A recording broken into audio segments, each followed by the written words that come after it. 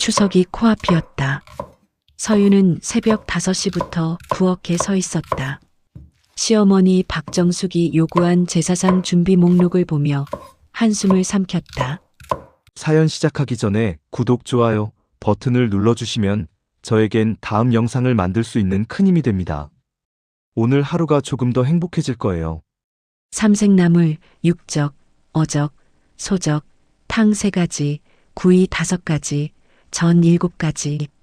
종갓집도 아니면서 종갓집 흉내를 내는 이 집안의 허례허식이 벌써 3년째였다. 무릎 꿇어. 시어머니 한정희의 냉랭한 목소리가 거실에 울려 퍼졌다. 며느리 박수진은 떨리는 손으로 앞치마를 움켜쥐었다. 결혼한 지 3년, 이런 일이 처음은 아니었지만 여전히 익숙해지지 않았다. 어서 무릎 꿇으라니까요. 한정희의 목소리가 한 옥타브 높아졌다. 수지는 천천히 무릎을 꿇었다. 대리석 바닥의 차가운 기운이 무릎을 통해 온몸으로 퍼져나갔다.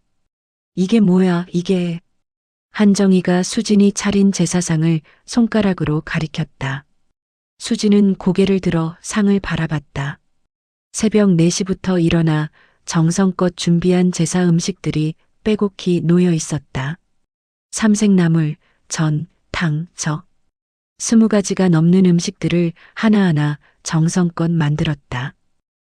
어디가 잘못됐습니까? 어디가 잘못됐냐고? 이 집안이 어떤 집안인데? 우리 최씨 종가는 300년 전통의 명문가라고. 제사상에 올리는 생선 머리 방향도 모르는 것이 감히 며느리 노릇을 한다고? 수진의 눈에서 눈물이 핑 돌았다. 생선 머리 방향은 분명히 시어머니가 가르쳐준 대로 했다. 그런데 지난주와 이번 주에 시어머니가 말한 방향이 달랐다. 어느 쪽이 맞는지 물어볼 수도 없었다. 물어보면 그것도 모르냐며 또 꾸지람을 들을 게 뻔했으니까. 죄송합니다. 죄송하다고 다야? 우리 집안 체면이 말이 아니잖아. 이때 안방에서 남편 최민준이 나왔다. 수지는 희망의 눈빛으로 남편을 바라봤다. 하지만 민준은 눈을 마주치지 않고 고개를 돌렸다. 엄마, 수진이가 열심히 했는데. 뭐, 열심히? 열심히 하면 다야? 제대로 해야지. 넌 입 다물고 있어. 남자가 살림살이에 뭘 안다고. 민준은 입을 다물고 소파에 앉았다. 수진의 가슴에 비수가 꽂히는 것 같았다. 결혼 전 민준은 우리 엄마는 좀 까다로우시지만 내가 지켜줄게라고 했었다. 하지만 결혼 후 민준은 어머니 앞에서 한 번도 아내를 지켜주지 않았다. 이 집안에 시집 온 것이 얼마나 큰 영광인 줄 알아? 내 친정이 뭔데? 아버지는 그저 그런 중소기업 다니고 어머니는 평범한 주부잖아. 그런 내가 300년 종가에 시집 온 거라고. 한정희는 수진의 친정을 언급할 때마다 코웃음을 쳤다. 사실 수진의 아버지는 성실한 회사원이었고 어머니는 따뜻한 가정을 꾸리는 평범하지만 행복한 사람들이었다. 하지만 한정희의 눈에는 그 모든 것이 초라해 보였다. 오늘부터 일주일간 매일 새벽 5시에 일어나서 삼신상 차려. 그리고 종가 예절 책 100번 베꼈어. 알았어? 예. 수지는 고개를 숙인 채 대답했다. 눈물이 뚝뚝 떨어져 앞치마에 얼룩을 만들었다. 한정희가 거실을 나가자 수지는 천천히 일어났다. 무릎이 시큰거렸다. 민주는 여전히 소파에 앉아 휴대폰만 들여다보고 있었다. 여보. 수진아, 엄마가 원래 좀 그러셔. 참아줘. 당신은 왜 아무 말도 안 해주는 거예요? 내가 뭐라고 하면 엄마가 더 화내잖아. 그냥 잘하면 되지. 수지는 더 이상 말하지 않았다. 말해봤자 소용없다는 걸 이미 알고 있었다. 그날 밤 수지는 잠들지 못하고 천장만 바라봤다. 옆에서는 민준이 코를 골며 편히 자고 있었다. 수지는 조용히 일어나 거실로 나갔다. 아직 치우지 못한 제사상이 눈에 들어왔다. 이게 내 인생인가? 수지는 한숨을 쉬며 제사상을 정리하기 시작했다. 그때 거실 한쪽 벽에 걸린 가족 사진이 눈에 띄었다. 큰 액자 속에는 한정희 부부와 어린 민준의 모습이 담겨 있었다. 그런데 그 옆에 작은 액자가 하나 더 있었다. 수지는 그 작은 액자를 자세히 들여다봤다. 한복을 입은 노부인의 사진이었다. 카리스마 있는 눈빛, 단정한 자세, 뭔가 특별한 기품이 느껴지는 분이었다. 왕할머니. 수지는 민준에게 들었던 이야기를 떠올렸다. 왕할머니는 한정희의 시어머니, 즉 민준의 증조할머니였다. 10년 전에 돌아가셨다고 들었다. 민준은 왕할머니에 대해 거의 이야기하지 않았다. 어릴 때 할머니가 무서워서 별로 가까이 하지 못했다고만 했다. 다음 날 새벽 5시 수지는 삼신상을 차리기 위해 일어났다. 부엌에서 정화수를 떠놓고 절을 올리는데 한정희가 나타났다. 물이 왜 이렇게 적어? 가득 채워야지. 죄송합니다. 그리고 밥은? 삼신상에 밥도 올려야지. 예전에는 밥 올리지 말라고 하셨는데. 뭐, 내가 언제? 내가 잘못 들은 거지. 정말. 귀도 어두운 게 시집살이가 되겠어? 수지는 입을 꾹 다물었다. 분명히 한정희가 밥은 올리지 말라고 했었다. 하지만 뭐라고 해도 소용없었다. 한정희는 자신의 말을 바꾸고도 바꾼 적이 없다고 잡아떼는 사람이었다. 일주일이 지났다. 수지는 매일 새벽 5시에 일어나 삼신상을 차렸고 밤에는 종가 예절책을 베껴 썼다. 손목이 아프고 눈이 침침했지만 참았다. 그러던 어느 날 시댁 친척들이 모두 모이는 날이었다. 최씨 문중 어른들이 모여 제사를 지내는 날이었다. 수지는 며칠 전부터 준비했다. 20명이 넘는 사람들의 식사를 준비하느라 거의 잠을 자지 못했다. 수진 씨, 이리 와봐요. 큰아주버니 댁부인 강미숙이 수진을 불렀다. 미숙은 한정희만큼이나 까다로운 사람이었다. 예, 형님. 이 나물간이 왜 이래? 싱거워서 먹을 수가 없네. 죄송합니다. 다시 하겠습니다. 그리고 이전은 뭐야? 모양이 들쭉날쭉하잖아. 우리 집안 며느리가 이 정도 솜씨밖에 안 돼? 수지는 고개를 숙였다. 옆에서 한정희가 거들었다. 그러게요. 제가 아무리 가르쳐도 늘지를 않아요. 아이고, 형님도 고생이 많으시겠어요. 두 사람은 수진이 들으라는 듯이 수군거렸다. 수진은 부엌으로 돌아가 나물을 다시 묻혔다. 눈물이 나려고 했지만 꾹 참았다. 친척들 앞에서 눈물을 보이면 안 됐다. 제사가 끝나고 식사 시간이 되었다. 수지는 음식을 나르며 쉴 새 없이 움직였다. 다른 사람들은 모두 앉아서 식사를 하는데 수진만 계속 왔다 갔다 했다. 수진아, 물 좀. 수진 씨, 이거 좀 더 갖다 줘요. 며느리, 반찬 더. 수지는 로봇처럼 움직였다. 배도 고팠지만 밥 먹을 시간도 없었다. 모두가 식사를 마치고 나서야 수지는 부엌 구석에 앉아 식은 밥을 한 숟가락 떴다. 수진아. 민준이 부엌으로 들어왔다. 왜? 고생했어. 다들 음식 맛있다고 하던데. 그래요. 민준은 수진의 어깨를 토닥였다. 하지만 그 손길이 수진에게는 아무 위로도 되지 않았다. 필요한 건 위로가 아니라 실질적인 도움이었다. 시어머니와 친척들 앞에서 자신을 지켜줄 한마디였다. 여보, 나 좀 도와줄 수 없어요? 뭘? 설거지라도. 아니면 시어머니한테 나 좀 덜 혼내시라고 말해주시든가. 수진아, 나도 힘들어. 회사 일도 바쁘고. 엄마 성격 알잖아. 내가 말하면 더 심해져. 민주는 그렇게 말하고 거실로 나갔다. 수지는 혼자 남아 설거지를 시작했다. 뜨거운 물에 손이 빨갛게 익어갔다. 그날 밤 수지는 친정 어머니에게 전화를 걸었다. 엄마, 왜? 무슨 일 있어? 아니, 그냥 목소리 듣고 싶어서. 수진아, 힘들지? 어머니의 따뜻한 목소리에 수지는 참았던 눈물이 터졌다. 엄마, 나 너무 힘들어. 그래, 울어. 많이 울어. 수지는 한참을 울었다. 어머니는 아무 말 없이 수진의 울음을 들어주었다. 엄마, 나 이혼하고 싶어. 정말 못 살겠어. 시어머니는 매일 나한테 화내고 남편은 나 지켜주지도 않고. 수진아, 엄마가 뭐라고 할 수 있는 입장이 아닌 거 알지?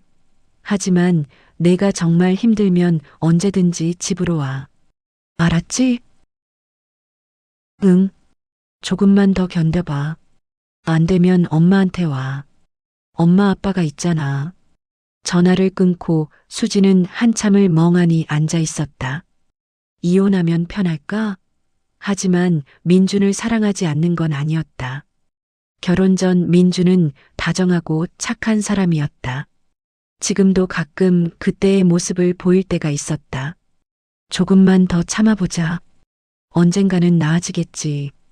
수지는 스스로를 다독였다. 하지만 마음 한구석에서는 알고 있었다.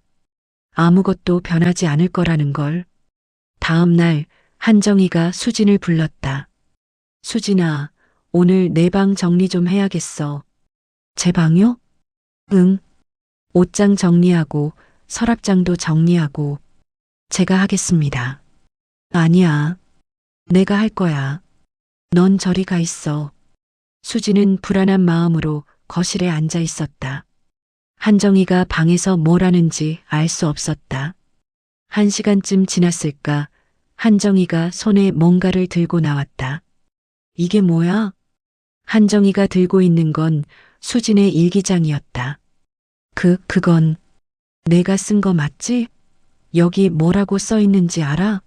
시어머니가 너무 싫다. 매일 나한테만 화낸다. 이게 며느리가 할 생각이야? 수진의 얼굴이 새하얗게 질렸다. 어떻게 제 일기장을. 내 집에서 내가 못 볼 게 어디 있어? 정말 배은망덕한 년이네. 한정희는 일기장을 수진에게 던졌다. 일기장이 수진의 얼굴을 스쳤다. 당장 나가. 이런 년이 우리 집 며느리 자격이 없어. 시어머님. 이때 민준이 출근하려다 상황을 보고 들어왔다. 엄마, 무슨 일이에요? 봐. 내 마누라가 나한테 이런 식으로 생각하고 있었어. 한정희는 일기장을 민준에게 보여줬다. 민준은 일기장을 읽더니 수진을 돌아봤다. 수진아, 이게 무슨. 여보, 그건 내 개인적인 일기예요. 시어머니가 제 방을 뒤지신 거예요. 뒤지다니. 난 정리를 한 거야. 정리하면서 일기장을 읽으시는 게 맞나요? 수진이 처음으로 목소리를 높였다. 한정희는 황당하다는 표정을 지었다. 뭐, 내가 지금 나한테 대드는 거야? 전 대드는 게 아니라 제 프라이버시를 지키고 싶다는. 프라이버시? 이 집에 시집온 주제에 무슨 프라이버시야? 민준아, 이것 봐. 내 마누라가 나한테 대들잖아. 민준은 난처한 표정으로 수진을 봤다. 수진아, 엄마한테 사과해. 뭐?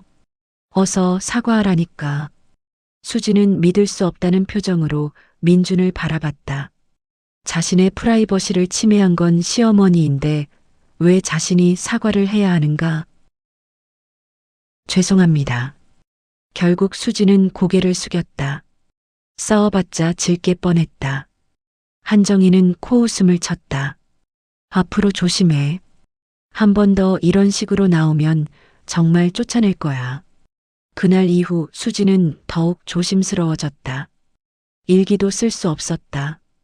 자신만의 공간도 생각도 감정도 허락되지 않는 것 같았다. 어느 날 저녁 수진은 장을 보러 나갔다. 집 근처 마트에서 장을 보고 돌아오는 길에 한 건물이 눈에 띄었다. 은혜 요양원이라는 간판이 보였다. 요양원. 수지는 문득 왕할머니 사진이 떠올랐다. 돌아가셨다고 들었는데 혹시 요양원에 계셨던 건 아닐까? 아니, 왜 갑자기 이런 생각이 드는지 수진도 알 수 없었다. 수지는 요양원을 한참 바라보다가 발걸음을 옮겼다. 집에 늦게 들어가면 또 한정희에게 혼날 게 뻔했다. 그날 밤 수지는 또다시 왕할머니 사진을 보았다. 사진 속 왕할머니는 엄격해 보이면서도 어딘가 따뜻한 눈빛을 가지고 있었다. 그 눈빛이 자꾸만 수진을 끌어당겼다. 왕할머니, 혹시 제게 뭔가 말씀하고 싶으신 건가요? 수지는 알 수 없는 예감에 사로잡혔다.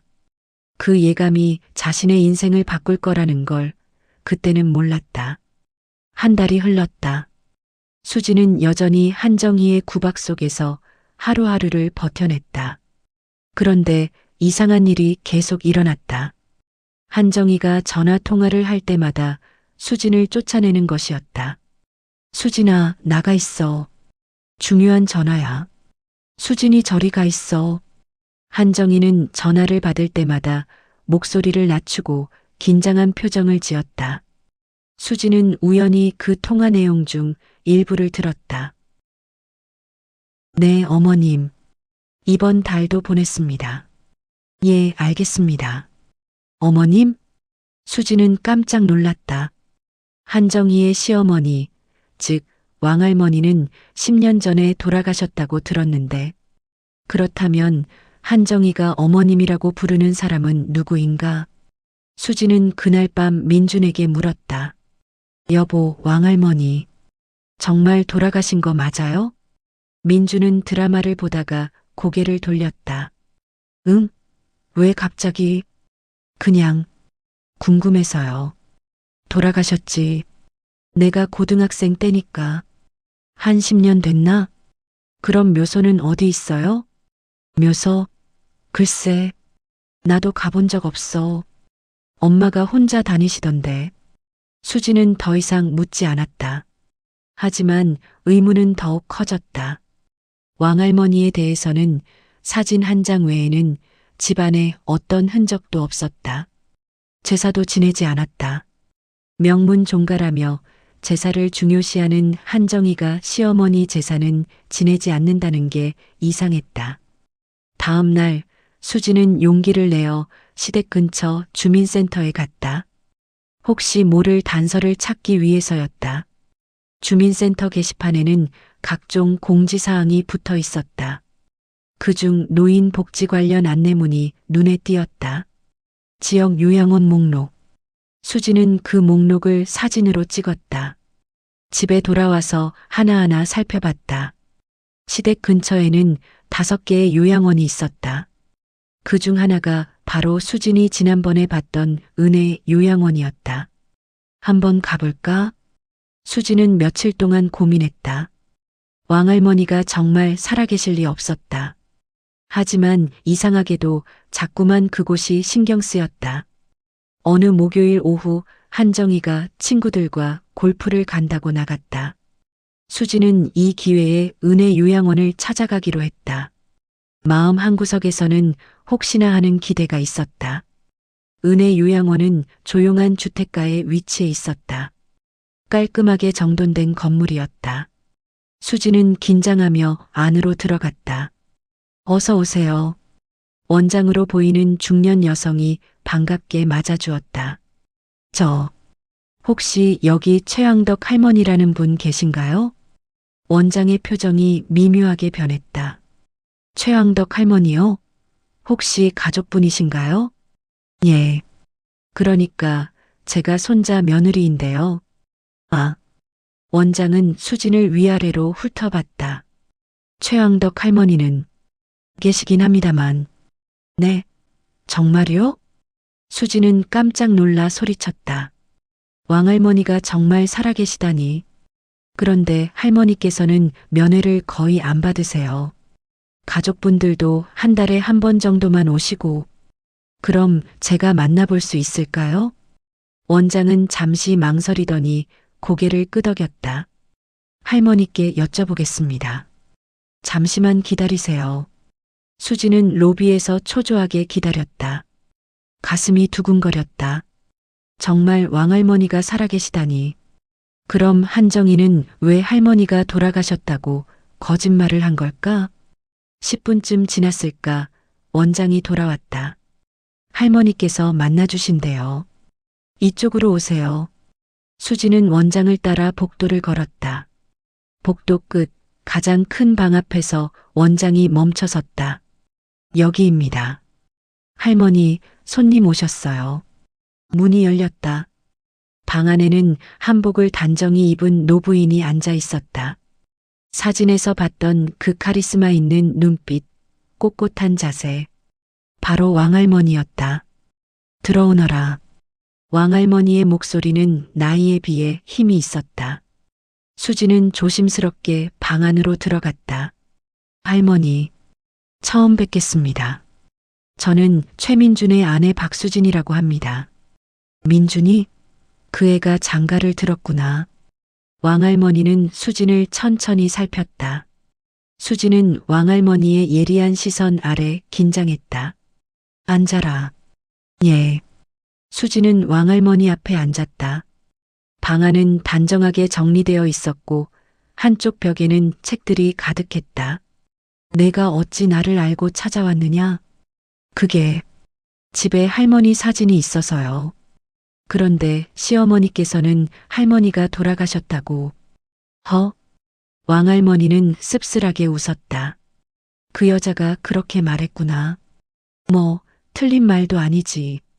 나는 이미 죽은 사람이나 다름없으니. 무슨 말씀이신지. 너 정희한테 많이 시달리지? 왕할머니의 갑작스러운 질문에 수지는 당황했다. 아니. 거짓말 마라. 내 눈빛을 보면 안다. 내가 그 여자를 누구보다 잘 아는데. 수진의 눈에서 눈물이 핑 돌았다. 왕할머니의 따뜻한 말 한마디에 그동안 참았던 감정이 터져 나올 것 같았다. 많이 힘들지? 예. 수지는 고개를 숙였다. 눈물이 뚝뚝 떨어졌다. 할머니, 저 정말 힘들어요. 그래, 울어라. 실컷 울어. 수지는 왕할머니 앞에서 한참을 울었다.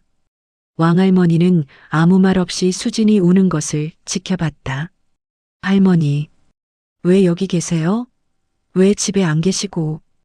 왕할머니는 긴 한숨을 내쉬었다. 그건 긴 이야기다. 왕할머니는 창밖을 바라보며 말했다. 10년 전 내가 큰 병을 앓았다. 의사가 오래 못 산다고 했지. 그때 정희가 나를 여기 요양원에 넣었어.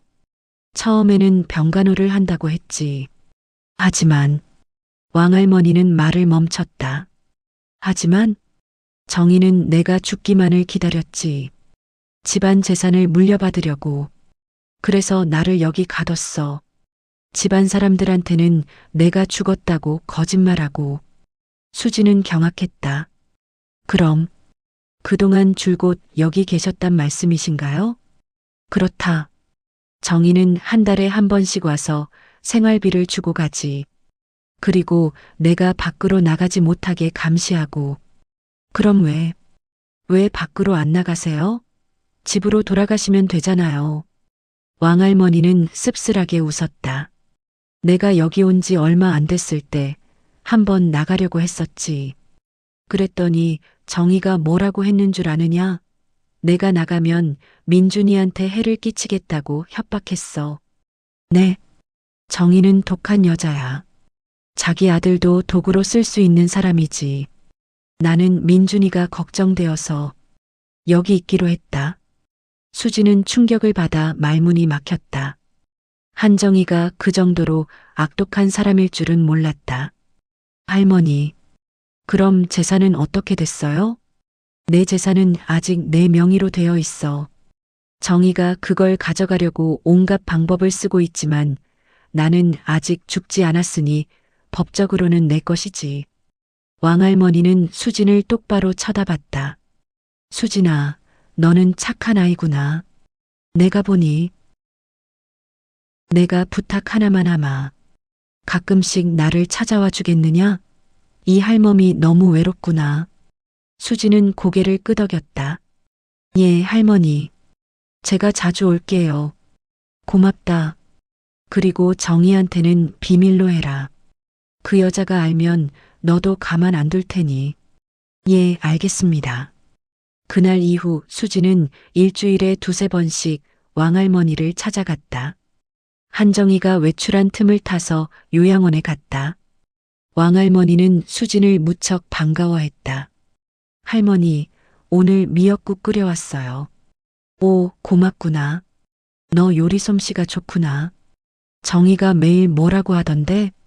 수지는 왕할머니에게 시댁에서 겪는 일들을 하나하나 털어놨다.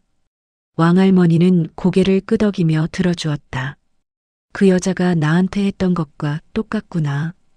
할머니도 그런 일을 겪으셨어요? 그럼. 정희는 우리 집에 시집 왔을 때부터 야심이 많은 여자였어. 남편, 그러니까 내 아들을 조종해서 집안 재산을 차지하려고 했지. 왕할머니는 과거를 회상하며 말을 이었다. 내 아들은 착하지만 약한 사람이었어. 정희 말이라면 뭐든지 들어줬지. 나는 그게 못마땅해서 정희를 엄하게 다뤘어. 그랬더니 정희가 나를 원망하더구나. 정희는 복수심에 불탔어. 내 아들이 죽고 나서는 더했지. 나를 요양원에 가두고 집안 재산을 차지하려고 했어. 하지만 나는 호락호락하지 않았지. 왕할머니는 서랍에서 서류 몇 장을 꺼냈다. 이게 뭔지 아느냐? 이건 내 전 재산 목록이야. 부동산, 주식, 예금. 전부 합치면 상당한 금액이지. 수지는 눈이 휘둥그레졌다. 서류에 적힌 금액이 어마어마했다. 정희는 이걸 가져가려고 혈안이 되어 있어. 하지만 나는 아직 살아있고 정신도 멀쩡하지. 그래서 정희가 손을 못 대고 있는 거야. 할머니, 그럼 이 재산을 어떻게 하실 생각이세요? 왕할머니는 수진을 빤히 쳐다봤다. 수진아, 너는 정말 착한 아이구나. 다른 사람 같으면 내 재산을 노렸을 텐데 너는 그런 눈빛이 없어. 저는 그런 건 생각 안 해요. 나는 안다. 너 같은 아이가 진짜 백이지. 왕할머니는 수진의 손을 잡았다. 수진아, 나는 내가 이 집안의 며느리가 된 게 천운이라고 생각한다. 너는 정희와는 다른 사람이야. 할머니, 내 말 잘 들어라. 나는 내게 내 재산을 물려주고 싶다. 네, 그건 아직 때가 아니야. 하지만 언젠가는 내가 받아야 해. 정희 같은 여자한테 줄 수는 없어. 수지는 당황스러웠다. 왕할머니의 제안은 너무 갑작스러웠다. 할머니, 저는 그런 걸 바라고 할머니를 찾아온 게 아니에요. 안다. 그래서 내게 주고 싶은 거야. 왕할머니는 서류를 다시 서랍에 넣었다. 지금 당장은 아니야. 하지만 때가 되면 너는 이 집안의 진짜 주인이 될 거야.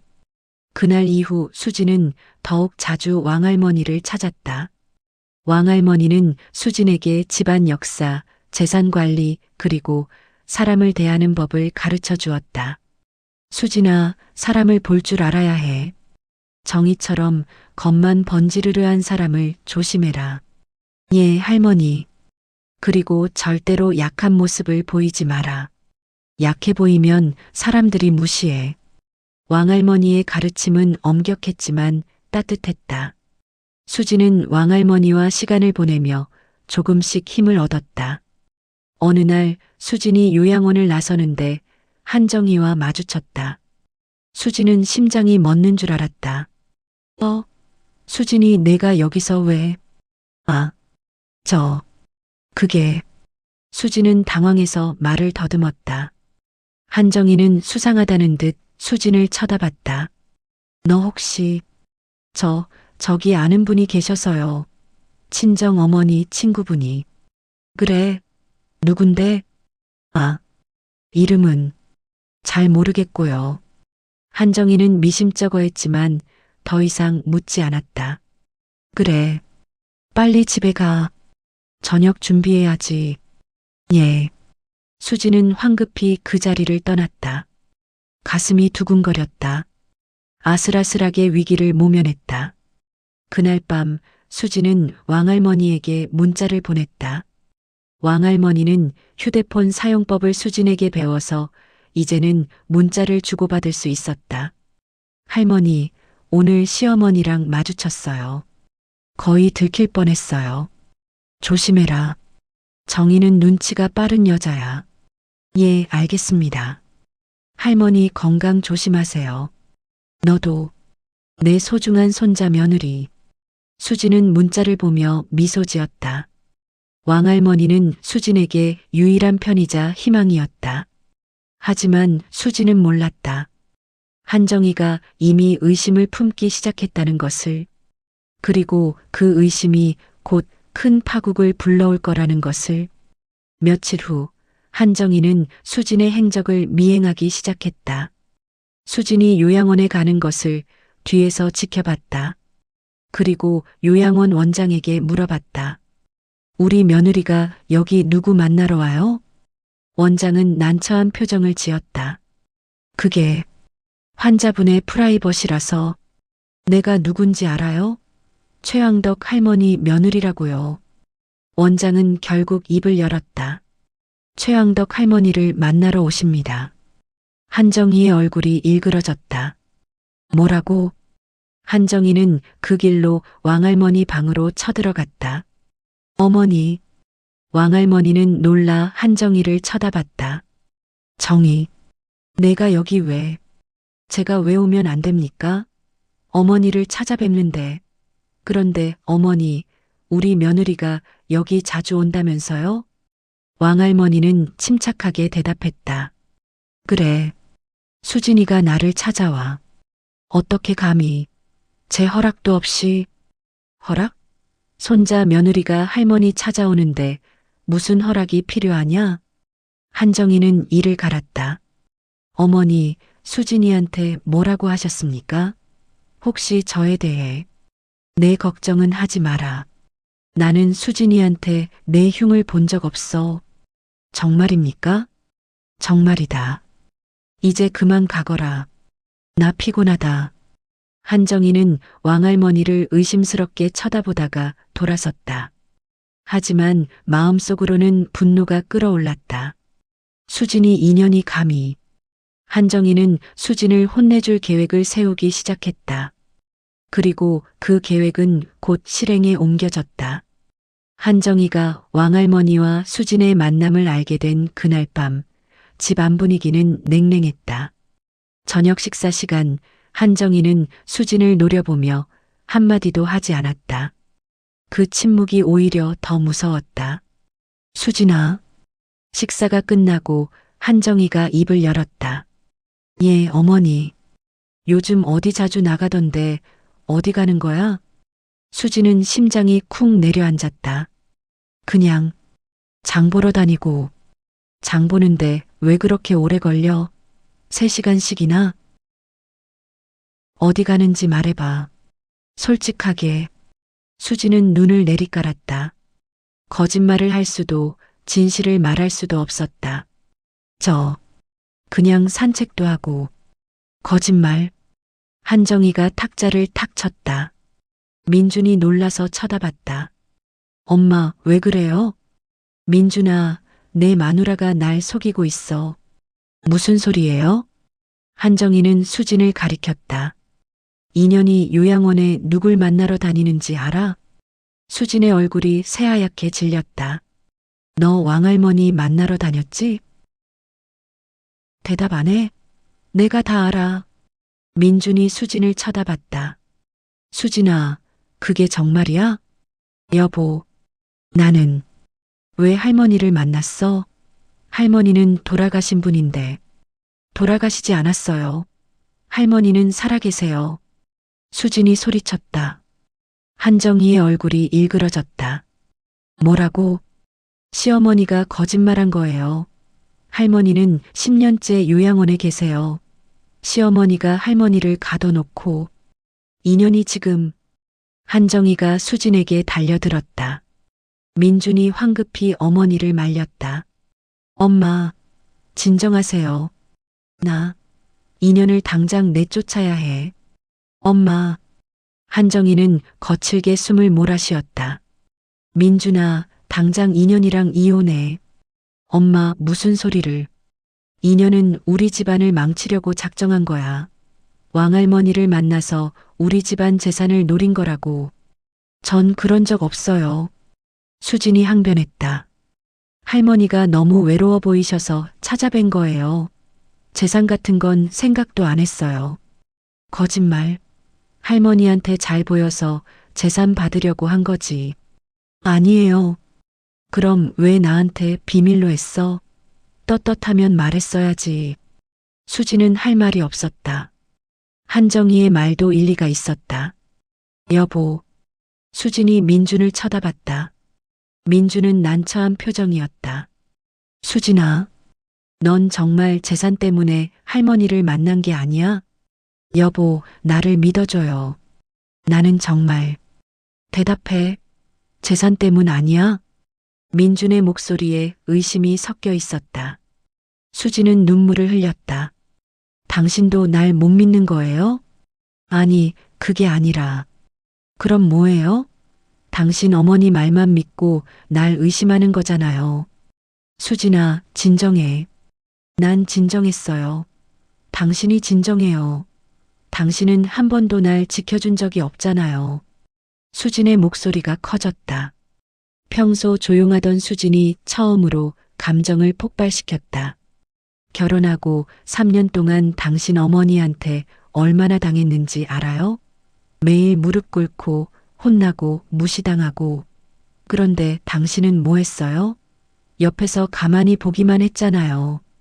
수진아, 이제 와서 날 의심해요? 나한테 재산 욕심이 있다고 생각해요? 민주는 입을 다물었다. 한정희가 비웃었다. 봐, 본색을 드러내잖아. 2년은 원래 이런 년이었어. 시어머니. 수진이 한정희를 똑바로 쳐다봤다. 제가 시어머니한테 뭘 잘못했어요? 3년 동안 최선을 다해서 며느리 노릇했어요. 새벽부터 일어나서 집안일하고 시어머니 말씀 다 듣고 참을 만큼 참았어요. 그게 며느리 도리지. 당연한 거야. 당연한 게 아니에요. 저도 사람이에요. 감정이 있고 아픔이 있어요. 뭐, 내가 감히 나한테 대들어? 대드는 게 아니에요. 말하는 거예요. 전 더 이상 참을 수 없어요. 수지는 앞치마를 벗어 던졌다. 할머니는 제가 유일하게 기댈 수 있는 분이었어요. 할머니만이 절 이해해 주셨어요. 그런 할머니를 만나는 게 뭐가 잘못됐어요? 한정희는 코웃음을 쳤다. 할머니를 이용한 거지. 내 속셈을 내가 모를 줄 알아? 이용 안 했어요. 전 진심으로 할머니를 대했어요. 거짓말. 거짓말 아니에요. 두 사람의 목소리가 점점 높아졌다. 민주는 어찌할 바를 몰랐다. 그만들 해요. 둘 다. 민준이 소리쳤다. 하지만 아무도 듣지 않았다. 수진아, 당장 이 집에서 나가. 좋아요. 나갈게요. 수진은 방으로 들어가 짐을 싸기 시작했다. 민준이 따라 들어왔다. 수진아, 진정해. 어디 가려고? 친정 갈 거예요. 잠깐만. 생각 좀 해보자. 뭘 생각해요? 전 이미 충분히 생각했어요. 이 집에서 더 이상 못 살겠어요. 수지는 옷가지들을 가방에 넣었다. 손이 떨렸지만 멈추지 않았다. 수진아, 제발. 여보, 당신은 절 사랑해요? 민주는 대답하지 못했다. 대답 못하는 거죠? 당신한테 전 그저 엄마 말 잘 듣는 며느리일 뿐이에요. 아니야. 그럼 뭐예요? 저한테 한 게 뭐가 있어요? 민주는 고개를 숙였다. 수지는 쓴웃음을 지었다. 전 당신을 사랑했어요. 정말로. 하지만 당신은 절 사랑하지 않았어요. 수지는 가방을 들고 방을 나섰다. 거실에서 한정희가 팔짱을 끼고 서 있었다. 잘 가라. 다시는 돌아오지 마. 수지는 대답 없이 현관문을 열었다. 그 순간 민준이 수진의 팔을 잡았다. 수진아, 가지 마. 나요. 미안해. 내가 잘못했어. 이제 와서 미안하다고요? 늦었어요. 수지는 민준의 손을 뿌리치고 집을 나섰다. 차가운 밤 공기가 얼굴을 스쳤다. 수지는 한참을 걷다가 택시를 잡았다. 어디로 모실까요? 은혜 요양원으로 가주세요. 수지는 친정이 아닌 왕할머니에게 가기로 했다. 왕할머니만이 자신을 이해해 줄 거라고 생각했다. 요양원에 도착한 수지는 원장에게 사정을 말했다. 원장은 난처해했지만 수진의 사정을 듣고 왕할머니 방으로 안내했다. 할머니. 왕할머니는 늦은 시간에 찾아온 수진을 보고 놀랐다. 수진아, 무슨 일이냐? 할머니. 수진은 왕할머니 품에 안겨 울었다. 왕할머니는 수진의 등을 토닥였다. 무슨 일인지 말해보렴. 수진은 그날 있었던 일을 모두 말했다. 왕할머니는 고개를 끄덕이며 들었다. 그래. 그 여자가 결국. 할머니, 저 어떻게 해야 해요? 왕할머니는 수진의 얼굴을 두 손으로 감싸쥐었다. 수진아, 울지 마라. 이제부터는 내가 이겨야 한다. 어떻게요? 정희는 내가 약하다고 생각한다. 하지만 너는 강한 아이야. 그걸 보여줘야 해. 저는 강하지 않아요. 강해질 수 있어. 내가 도와줄게. 왕할머니는 서랍을 열어 서류를 꺼냈다. 이걸 봐라. 이건 내 유언장이다. 나는 내 모든 재산을 내게 물려준다. 할머니, 안 돼요. 전 그런 거 원하지 않아요. 나는 안다. 내가 재산을 바라지 않는다는 걸. 그래서 내게 주는 거야. 왕할머니는 수진의 손을 꽉 잡았다. 수진아, 돈이 전부는 아니지만 돈이 있어야 싸울 수 있어. 정의 같은 사람과 맞서려면 무기가 필요해. 하지만 내 말 잘 들어라. 나는 이미 변호사와 상의했어. 이 유언장은 법적으로 완벽해. 정의가 뭐라고 해도 소용없어. 할머니. 그리고 내일 변호사가 올 거야. 내가 만나봐라. 앞으로 어떻게 해야 할지 상의하고. 왕할머니는 수진을 안아주었다. 힘내라, 내 딸아. 너는 이 집안의 진짜 며느리야. 그날 밤 수진은 요양원 빈 방에서 잤다. 잠이 오지 않아 천장만 바라봤다. 마음 한구석에서는 죄책감이 들었다. 정말로 자신이 재산을 노린 건 아닐까? 하지만 수진은 알고 있었다. 자신은 왕할머니를 진심으로 대했다는 걸. 다음 날 아침 왕할머니의 변호사 이강민이 찾아왔다. 50대 중반의 카리스마 있는 남자였다. 처음 뵙겠습니다. 이강민 변호사입니다. 박수진입니다. 왕할머니께 많은 이야기를 들었습니다. 힘든 시간을 보내셨다고요. 제가 도와드리겠습니다. 왕할머니의 유언을 법적으로 보호하고 필요하다면 한정혜 씨와의 법적 다툼도 준비하겠습니다. 이강민 변호사는 수진에게 여러 서류를 보여주며 설명했다. 왕할머니의 재산 목록, 유언장, 그리고 앞으로의 절차들. 수진 씨, 각오하셔야 합니다. 한정혜 씨가 가만히 있지 않을 겁니다. 알고 있어요. 하지만 법은 우리 편입니다. 왕할머니는 정신이 온전하시고 유언장도 법적으로 완벽합니다.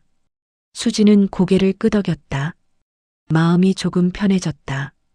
그날 오후 민준에게서 전화가 왔다. 수진아, 어디야? 집에 와. 우리 얘기 좀 하자. 할 얘기 없어요. 수진아, 제발. 엄마한테 사과하고 돌아와. 사과? 제가 왜 사과를 해요? 내가 할머니를 몰래 만난 게 잘못이잖아. 잘못 아니에요. 수진아, 여보, 당신은 끝까지 어머니 편이네요. 그게 아니라, 그럼 뭐예요? 저한테 사과하라고 하는 게 뭐예요? 민주는 한참 침묵했다. 수진아, 나 정말 미안해. 미안하다는 말 듣기 싫어요. 이제 그만해요. 수진은 전화를 끊었다. 눈물이 났지만 참았다. 이제는 울 때가 아니었다. 일주일이 지났다. 수진은 요양원에서 왕할머니와 함께 지냈다. 왕할머니는 수진에게 집안 경영, 재산 관리, 사람 대하는 법을 가르쳤다. 수진아, 사람을 대할 때는 당당해야 해. 주눅들면 안 돼. 예, 할머니. 그리고 정의 같은 사람한테는 절대 약한 모습을 보이면 안 돼. 그들은 약한 사람을 먹이로 본다. 왕할머니의 가르침은 엄격했지만 수지는 열심히 배웠다. 조금씩 변해가는 자신을 느낄 수 있었다. 어느 날 한정이가 요양원에 찾아왔다. 수진과 마주친 한정이는 경악했다. 너, 내가 여기서 뭐 하는 거야?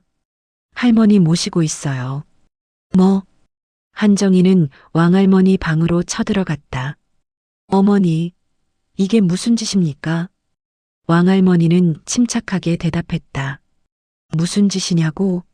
손자 며느리가 날 돌보는데 전현이 어머니를 속이고 있어요. 재산을 노리고 있다고요. 속이다니.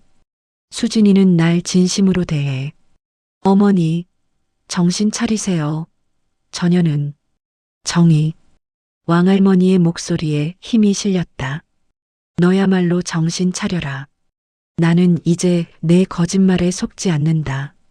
거짓말이요? 그래. 너는 10년 동안 나를 여기 가둬놓고 죽은 사람 취급했지. 그게 거짓말 아니냐? 한정희의 얼굴이 하얗게 질렸다. 어머니, 나는 이제 수진이한테 내 재산을 물려줄 거야. 너한테는 한 푼도 안 줘. 뭐라고요? 한정희는 믿을 수 없다는 표정을 지었다. 어머니, 정신이 온전하십니까? 전현한테 속아서. 속은 게 아니야. 내 결정이야. 안 돼요. 그 재산은 제 거예요. 제가 30년 동안 이 집안 며느리로. 며느리? 너 같은 며느리는 처음 봤다. 시어머니를 가두고 재산만 노린 며느리. 한정희는 이를 갈았다. 수진이, 내가 이 모든 걸 꾸민 거지. 수진은 담담하게 대답했다. 전 아무것도 꾸민 적 없어요. 할머니가 스스로 결정하신 거예요. 거짓말. 믿고 싶은 대로 믿으세요. 수진의 태도에 한정희는 더욱 화가 났다. 너 각오해. 내가 가만 안 둘 거야.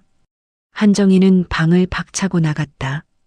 복도에서 한정희의 고함 소리가 들렸다. 왕할머니는 수진을 보며 미소 지었다. 잘했다, 수진아. 이제 내가 당당해지는구나. 할머니, 괜찮으세요? 괜찮다. 오히려 속이 시원하구나. 수진은 왕할머니의 손을 잡았다. 이제 진짜 싸움이 시작될 것이다. 하지만 수진은 더 이상 두렵지 않았다.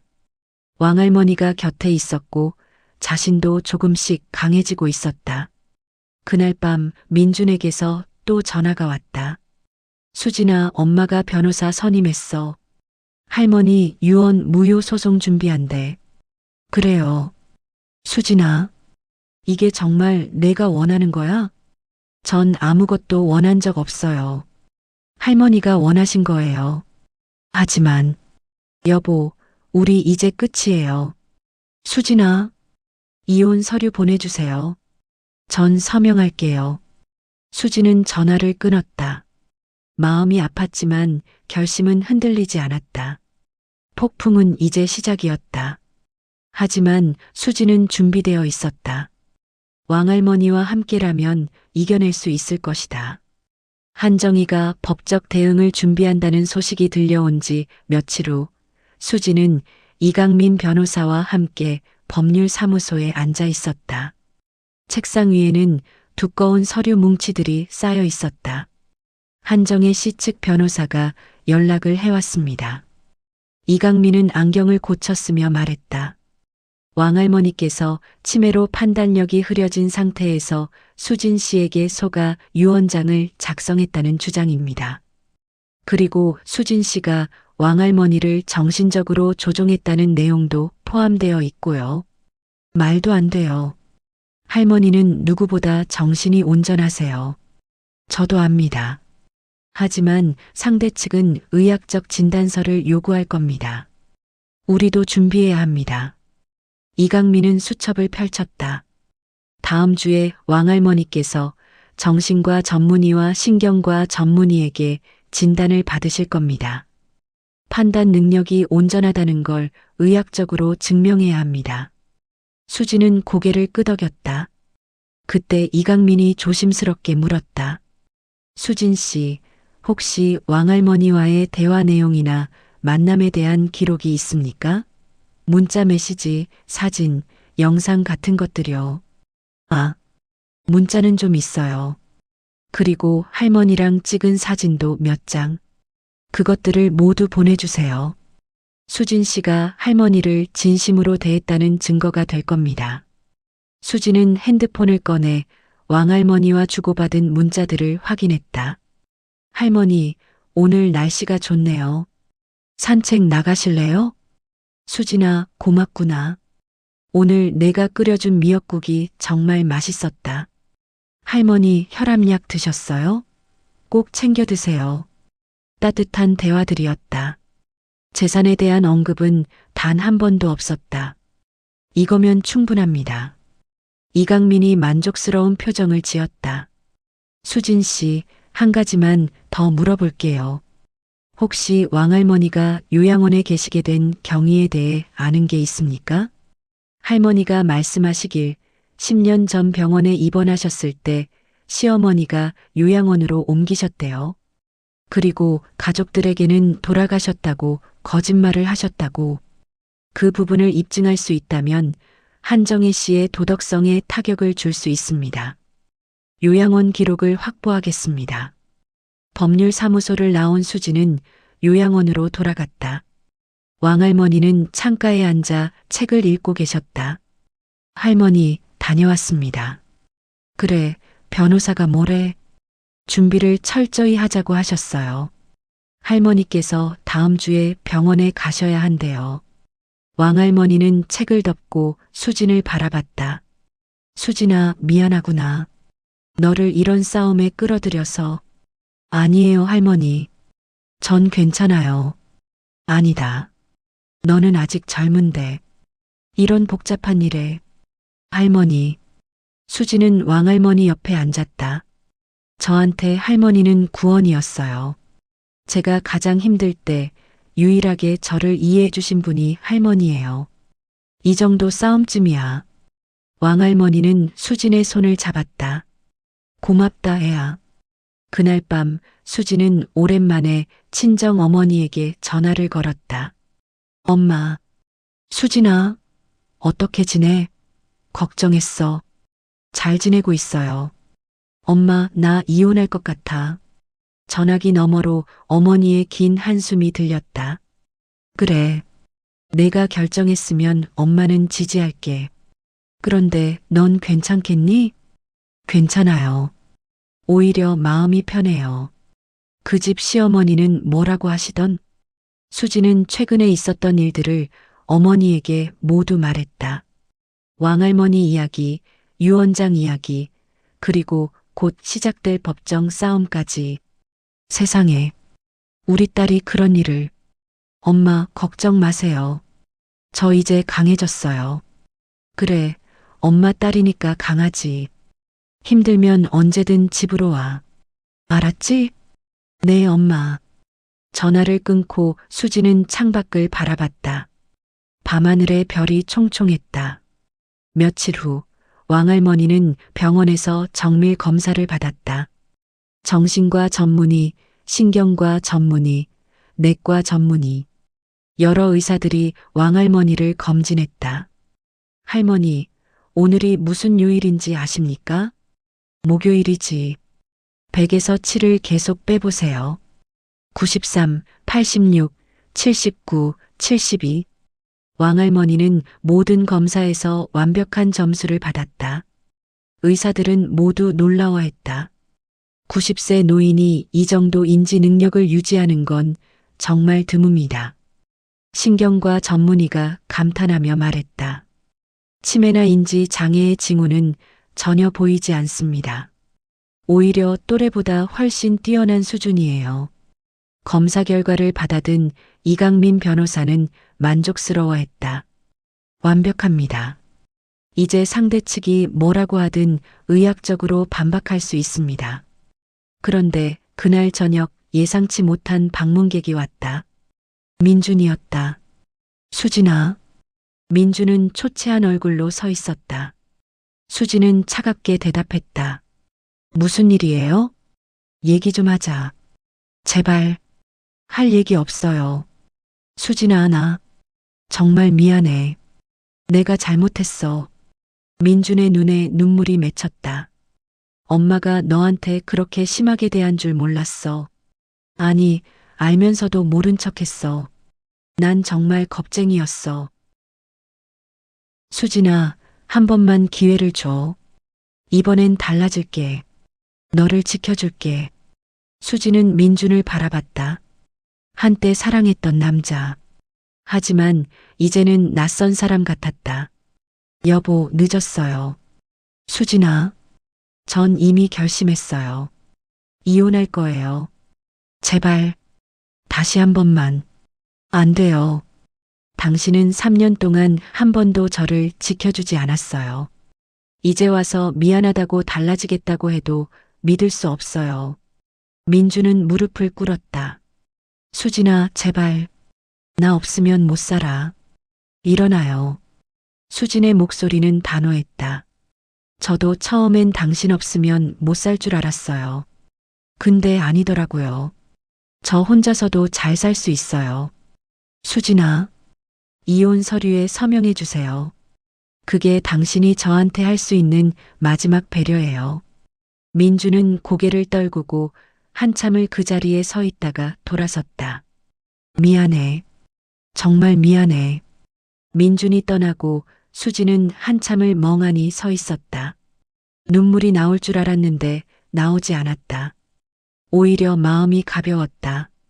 다음 날 한정혜 측 변호사에게서 정식 소송장이 도착했다. 유언 무효 확인 소송. 한정희는 왕할머니의 유언이 무효라며 법원에 제소한 것이다. 예상했던 일입니다. 이강민은 침착하게 말했다. 우리도 맞소송을 준비하겠습니다. 한정혜 씨의 노인학대 혐의로요. 노인학대요? 그렇습니다. 왕할머니를 요양원에 감금하고 가족들에게 거짓말을 한 것. 이건 명백한 노인학대입니다. 수지는 놀랐다. 싸움이 점점 커지고 있었다. 하지만 괜찮습니다. 우리 쪽이 유리합니다. 일주일 후 첫 재판이 열렸다. 수지는 왕할머니와 함께 법정에 섰다. 반대편에는 한정희와 그녀의 변호사가 앉아 있었다. 한정희는 수진을 노려봤다. 모두 일어나세요. 판사가 입장했다. 중년의 여성 판사였다. 유언 무효 확인 소송 사건 시작하겠습니다. 원고 측 주장부터 들어보죠. 한정희 측 변호사가 일어났다. 존경하는 재판장님, 원고 한정희는 피고 최양덕의 며느리로서 30년간 시어머니를 모셔왔습니다. 그런데 작년부터 피고는 치매 증세를 보이기 시작했고 이를 악용한 피고인 박수진이 이에 있습니다. 이강민이 일어났다. 피고 최양덕 씨는 최근 병원에서 정밀 검사를 받았으며 치매나 인지장애가 전혀 없다는 진단을 받았습니다. 증거자료 1번을 제출합니다. 판사는 서류를 검토했다. 원고 측 피고의 치매 증세에 대한 의학적 근거가 있습니까? 한정희 측 변호사는 당황했다. 그건 일상생활에서 보이는 증세로 판단한 것입니다. 의학적 근거 없이 치매라고 주장할 수는 없습니다. 다른 근거를 제시하세요. 한정희는 이를 갈았다. 수지는 조용히 앉아 재판을 지켜봤다. 그렇다면 원고 측은 피고인 박수진이 피고 최양덕을 조종했다는 주장의 근거는 무엇입니까? 피고인 박수진은 피고를 일주일에 여러 번 찾아가며 친밀한 관계를 형성했습니다. 이는 재산을 노린 계획적인 행동입니다. 이번엔 수진이 속으로 분노했다. 하지만 겉으로는 침착함을 유지했다. 이강민이 다시 일어났다. 재판장님, 며느리가 시할머니를 자주 찾아뵙는 게 왜 문제가 됩니까? 오히려 효도 아닙니까? 그리고 증거자료 2번을 제출합니다. 피고인 박수진과 피고 최양덕의 문자 메시지 기록입니다. 재산에 대한 언급은 단 한 번도 없습니다. 판사는 문자 기록을 살펴봤다. 정말 재산에 대한 언급이 없네요. 대부분 안부를 묻거나 건강을 챙기는 내용이고, 한정희 측 변호사는 말문이 막혔다. 재판장님, 그래도 피고인의 진정한 의도는 추측으로는 안 됩니다. 명확한 증거를 제시하세요. 재판은 수진에게 유리하게 흘러갔다. 한정희는 점점 초조해했다. 그럼 피고 최양덕의 증인 신문을 하겠습니다. 왕할머니가 증인석에 섰다. 한정희 측 변호사가 물었다. 피고님, 피고인 박수진을 처음 만난 게 언제입니까? 작년 여름이었지. 왜 만나게 되었습니까? 수진이가 나를 찾아왔어. 피고인이 먼저 찾아왔다는 말씀이신가요? 그렇다. 한정희 측 변호사는 득의양양한 표정을 지었다. 그렇다면 피고인이 재산을 노리고 의도적으로 접근한 것 아닙니까? 왕할머니는 차분하게 대답했다. 아니다. 수진이는 내가 외롭다는 걸 알고 찾아온 거야. 재산 이야기는 내가 먼저 꺼냈어. 왜 피고인에게 재산을 주겠다고 하신 겁니까? 수진이가 진짜 며느리였기 때문이야. 왕할머니는 한정희를 똑바로 쳐다봤다. 30년 동안 나를 모셨다고? 거짓말이지. 정희는 나를 10년 전에 요양원에 가뒀어. 그리고 가족들한테는 내가 죽었다고 거짓말했지. 법정이 술렁였다. 한정희는 얼굴이 하얗게 질렸다. 그건 어머니가 편히 요양 받으시라고. 편히 요양? 나를 감금한 거지. 왕할머니의 목소리에 힘이 실렸다. 나는 외출도 못하고 가족도 못 만나고 10년 동안 요양원에 갇혀 있었어. 그게 편한 요양이냐? 판사가 왕할머니에게 물었다. 증인께서는 요양원에서 나가고 싶으셨습니까? 물론이지. 하지만 정의가 협박했어. 내가 나가면 손자에게 해를 끼치겠다고. 한정희가 벌떡 일어났다. 거짓말입니다. 저는 그런 적 없어요. 조용히 하세요. 판사가 호통쳤다. 재판은 계속되었다. 이강민은 요양원 기록, 왕할머니의 진술, 그리고 여러 증거들을 제시했다. 한정희의 거짓말이 하나둘씩 드러났다. 첫 재판이 끝나고 수진과 왕할머니는 법정을 나왔다. 밖에서 한정희가 기다리고 있었다. 할머니, 어떻게 저한테 이러실 수 있어요? 비켜라. 30년 동안 모셨는데 제가 뭘 잘못했어요? 왕할머니는 한정희를 똑바로 쳐다봤다. 넌 나를 10년 동안 가뒀어. 그게 잘못이 아니냐? 그건 어머니를 위해서. 거짓말 그만해라. 너는 내 재산만 노렸어. 나는 이제 내 거짓말에 속지 않는다. 왕할머니는 수진의 팔을 잡고 걸어갔다. 한정희는 그 자리에 주저앉아 울었다. 차 안에서 왕할머니는 한숨을 쉬었다. 힘들었지, 수진아? 아니에요, 할머니. 전 괜찮아요. 고맙다. 내가 없었으면 나는 영원히 요양원에 갇혀 있었을 거야. 할머니, 수진아, 우리 이길 거야. 꼭 이길 거야. 수진은 고개를 끄덕였다. 재판은 이제 시작이었다. 하지만 수진은 더 이상 두렵지 않았다. 진실은 그들 편이었으니까. 그날 밤 수진은 민준에게서 마지막 문자를 받았다. 수진아, 이혼 서류에 서명했어. 미안해. 정말 미안해. 행복해. 수진은 한참 그 문자를 바라보다가 답장을 보냈다. 고마워요. 당신도 행복하세요. 그리고 민준의 번호를 지웠다. 이제 정말 끝이었다. 새로운 시작이었다. 두 번째 재판 날이 밝았다. 이번에는 더 많은 사람들이 방청석을 채웠다. 최 씨 문중 친척들, 요양원 관계자들, 그리고 언론까지. 왕할머니의 사건이 신문에 보도되면서 사회적 관심이 높아진 것이었다. 10년간 요양원에 갇힌 재벌 할머니, 며느리 고발, 노인학대 논란의 중심, 명문가의 추악한 민낯. 기사 제목들이 연일 쏟아졌다. 한정희는 언론의 집중 포화를 받으며 점점 궁지에 몰렸다. 재판정에 들어서자 판사가 엄숙한 표로 입장했다. 이번에는 검찰 측에서도 참관인이 나왔다. 노인학대 혐의가 추가로 조사되고 있었던 것이다. 오늘은 중요한 증인이 출석했습니다. 판사가 말했다. 은혜 요양원 원장 김미선 씨, 증인석으로 나와주세요. 요양원 원장이 긴장한 얼굴로 증인석에 섰다. 이강민 변호사가 질문을 시작했다. 원장님, 최양덕 할머니가 요양원에 입소하신 게 언제입니까? 10년 전, 2016년 3월입니다. 입소 당시 상황을 설명해 주시겠습니까? 원장은 잠시 망설이다가 입을 열었다. 한정혜 씨가 시어머니를 모시고 오셨습니다. 말씀하시길 시어머니께서 중병을 앓으셔서 전문적인 요양이 필요하다고 하셨어요. 그런데 실제로 최양덕 할머니의 건강 상태는 어땠습니까? 생각보다 양호하셨습니다. 물론 고령이시긴 했지만 거동도 가능하시고 정신도 온전하셨어요. 그렇다면 왜 요양원에 계셔야 했습니까? 원장은 한정희를 힐끗 쳐다봤다.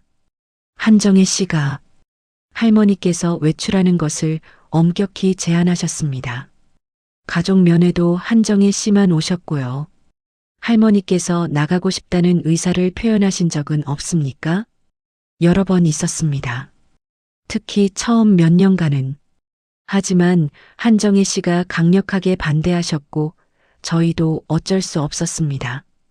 이강민은 서류를 꺼냈다.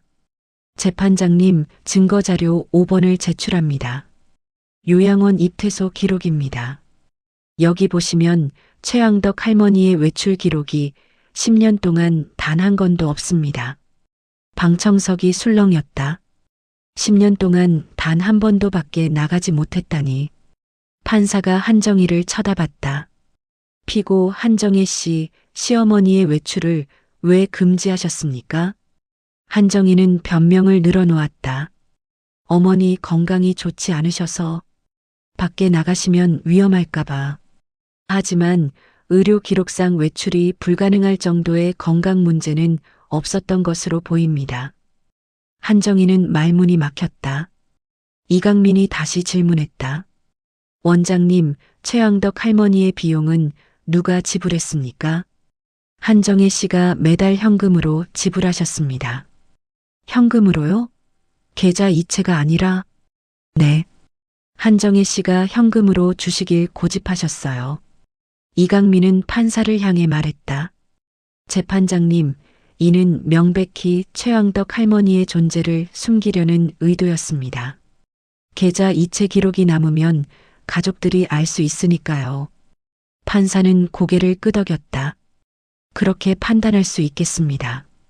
한정희의 얼굴은 점점 창백해졌다. 다음으로 증인석에 선 사람은 최 씨 문중의 큰어른인 최태식이었다. 70대의 노신사는 엄숙한 표정으로 입을 열었다. 나는 왕덕이 형님을 오랫동안 알고 지낸 사람이요. 10년 전 형님이 돌아가셨다는 소식을 듣고 장례식에 참석하려 했으나 한정희가 이미 조용히 장례를 치렀다고 했소. 장례식에 참석하지 못하셨다는 말씀입니까? 그렇소. 이상하다고 생각했지만 가족의 뜀이라고 하기에 더 묻지 않았소. 그런데 이제 보니 형님이 살아계셨다니. 최태식은 한정희를 노려봤다. 이건 명백한 사기요. 문중의 어른을 속이고 재산을 가로채려 한 행위요. 방청석의 친척들도 웅성거렸다. 맞아요. 우리 모두 속았어요. 할머니가 살아계신 줄 알았으면 찾아뵀을 텐데. 판사가 망치를 두드렸다. 정숙, 다음 증인 이강민 변호사의 조사 자료를 검토하겠습니다. 이강민은 자료를 제출했다. 재판장님, 저희가 조사한 바에 따르면 한정희 씨는 지난 10년간 최양덕 할머니 명의의 부동산을 여러 건 처분하려 시도했습니다. 처분하려 했다고요? 네. 하지만 법적으로 본인 동의 없이는 불가능해서 실패했습니다. 그래서 한정희 씨는 성년후견인 제도를 이용하려 했습니다. 할머니를 치매 환자로 만들어서 자신이 후견인이 되려고요. 증거가 있습니까? 네. 한정혜 씨가 법률사무소와 주고받은 이메일 기록입니다. 증거자료 7번. 판사는 이메일을 읽어내려갔다. 한정희가 어떻게든 왕할머니의 재산을 가로채려 했던 흔적들이 고스란히 남아 있었다. 피고 한정혜 씨, 이에 대해 해명하시겠습니까? 한정희는 떨리는 목소리로 대답했다. 저는 그냥 어머니의 재산을 보호하려고. 거짓말입니다. 왕할머니가 벌떡 일어났다. 재판장님, 제가 한마디 하겠습니다. 증인은 아직 호명되지 않았습니다만. 좋습니다. 말씀하세요. 왕할머니는 당당하게 법정 한가운데 섰다. 나는 최양덕이요. 90년을 살면서 많은 것을 봤소. 하지만 정의만큼 악독한 사람은 처음이요. 어머니. 한정희가 소리쳤지만 왕할머니는 개의치 않았다. 정희는 우리 집에 시집 올 때부터 재산을 노렸소. 내 아들을 조종해서 집안 살림을 차지하려 했지. 내가 그걸 막으니까 나를 요양원에 가뒀소. 왕할머니의 목소리에는 분노와 슬픔이 섞여 있었다. 10년이요. 10년 동안 나는 그 좁은 방에서 살았소. 하늘도 제대로 못 보고 가족도 못 만나고. 이게 사람이 할 짓이오? 법정은 숙연해졌다. 하지만 수진이가 나를 찾아왔소. 그 아이가 유일하게 나를 사람 대접해줬소. 따뜻한 밥 해다 주고 이야기 들어주고 진심으로 나를 대해줬소. 왕할머니는 수진을 바라봤다. 그래서 나는 내 재산을 수진이에게 주기로 했소. 정의 같은 사람한테는 단 한 푼도 주고 싶지 않소. 판사는 잠시 생각하다가 입을 열었다. 최양덕 할머니의 증언 감사합니다. 자리에 앉으세요. 재판은 오후까지 계속되었다. 여러 증인들이 나왔고 증거들이 제출되었다. 한정희의 거짓말과 학대 행위가 낱낱이 드러났다. 마침내 판사가 최종 진술을 요청했다. 양측 모두 최종 진술하시기 바랍니다. 이강민이 일어났다. 재판장님, 이 사건은 단순한 재산 분쟁이 아닙니다. 한 노인이 10년간 감금당하고 학대받은 사건입니다. 최양덕 할머니는 자신의 재산을 자유롭게 처분할 권리가 있습니다. 그리고 그 권리를 박수진 씨에게 주기로 결정하셨습니다. 이는 정당하고 합법적인 결정입니다. 한정희 측 변호사도 일어났다. 재판장님, 저희는. 하지만 변호사의 목소리는 힘이 없었다. 이미 승부는 결정난 것이나 다름없었다. 판사는 잠시 서류를 정리하다가 입을 열었다. 판결은 2주일 후에 선고하겠습니다. 그 전까지 재판장님, 갑자기 한정희가 벌떡 일어났다. 할 말씀 있으십니까? 한정희는 왕할머니를 향해 무릎을 꿇었다. 어머니, 제발 용서해 주세요. 방청석이 술렁였다. 한정희는 눈물을 흘리며 애원했다. 저도 힘들었어요. 시집살이가 너무 힘들어서. 그래서 제정신이 아니었어요. 하지만 왕할머니는 냉정했다. 이제 와서 눈물이냐? 10년 동안은 눈물 한 방울 안 흘리더니. 어머니, 비켜라. 나는 내 연기에 더 이상 속지 않는다. 왕할머니는 돌아서서 법정을 나갔다. 수진이 할머니를 부축했다.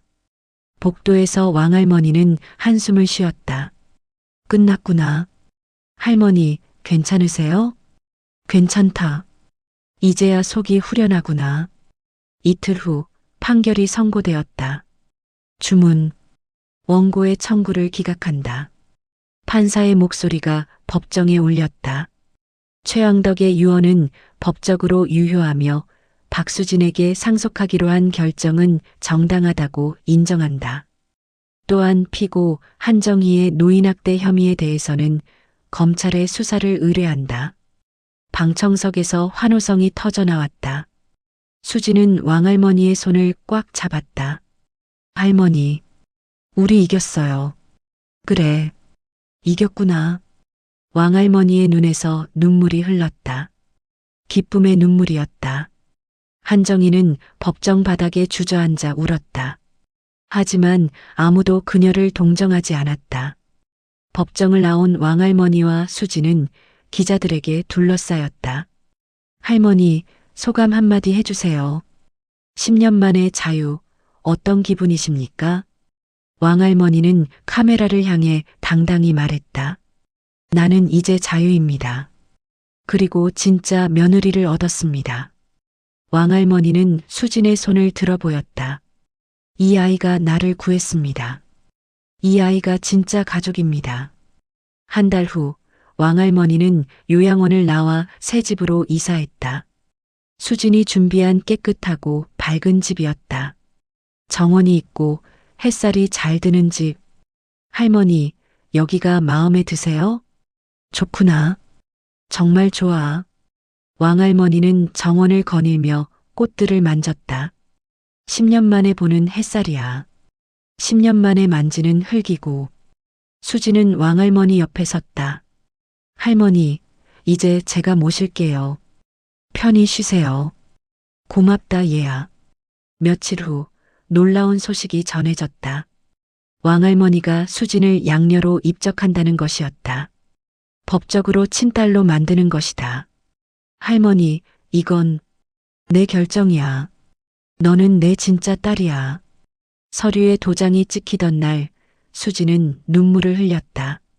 할머니, 고마워요. 정말 고마워요. 내가 고맙지. 너 때문에 내가 살았어. 한편 한정희는 노인학대 혐의로 기소되었다. 재판은 빠르게 진행되었고 결국 징역 2년에 집행유예 3년을 선고받았다. 그리고 최 씨 집안에서 완전히 쫓겨났다. 한정희는 빈손으로 작은 원룸에서 살게 되었다. 한때 큰 집 안주인이었던 그녀는 이제 아무것도 아니었다. 어느 날 한정희는 왕할머니와 수진이 사는 집 앞에 섰다. 담장 너머로 정원에서 차를 마시는 두 사람이 보였다. 웃음소리가 들렸다. 한정희는 그 모습을 한참 바라보다가 고개를 돌렸다. 이제 돌이킬 수 없었다. 그날 저녁 왕할머니는 수진에게 중요한 이야기를 꺼냈다. 수진아, 너 이제 이 집안의 진짜 주인이야. 할머니, 내 모든 재산을 내게 넘겼어. 부동산, 주식, 현금, 전부. 왕할머니는 서류 뭉치를 수진에게 건넸다. 그리고 한 가지 부탁이 있어. 뭐든지 말씀하세요. 정의를 용서해 주지는 않아도 돼. 하지만 최소한의 생활비는 지원해줘. 그래도 30년 동안 우리 집 며느리였으니까. 수진은 놀랐다.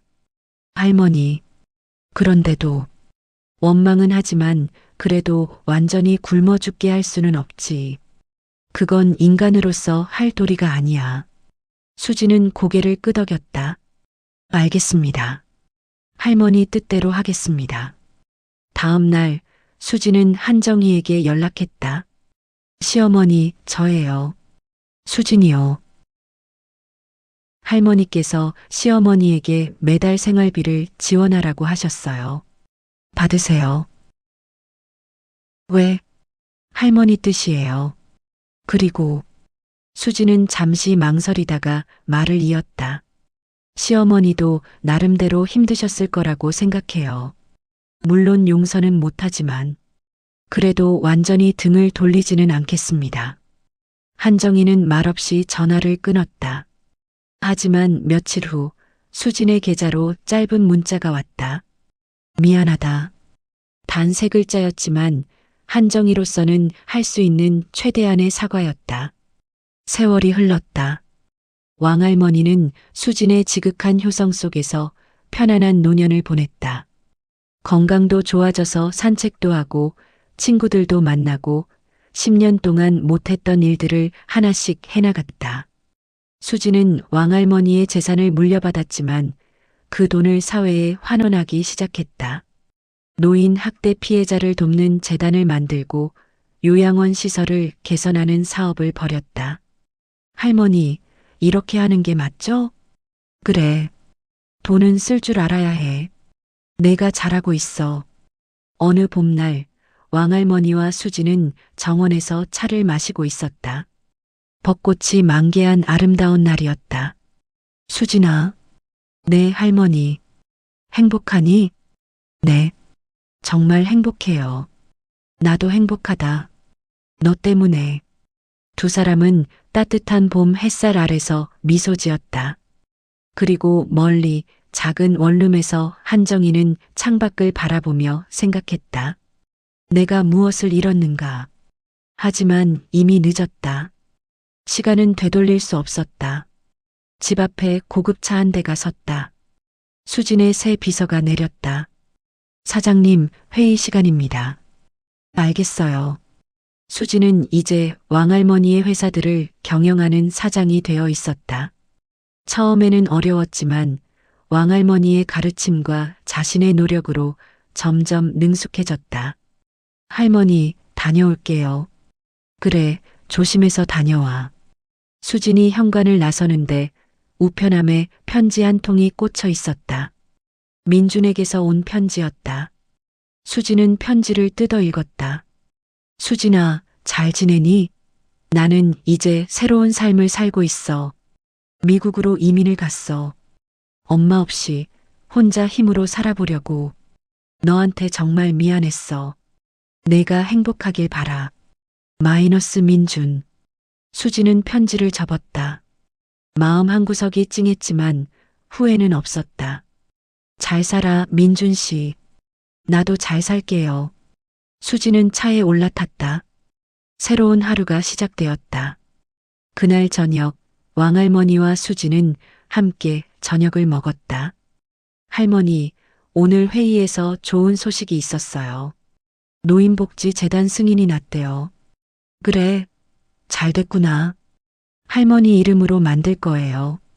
최왕덕 노인복지재단. 왕할머니의 눈에 눈물이 고였다. 고맙다, 수진아. 제가 더 고맙죠.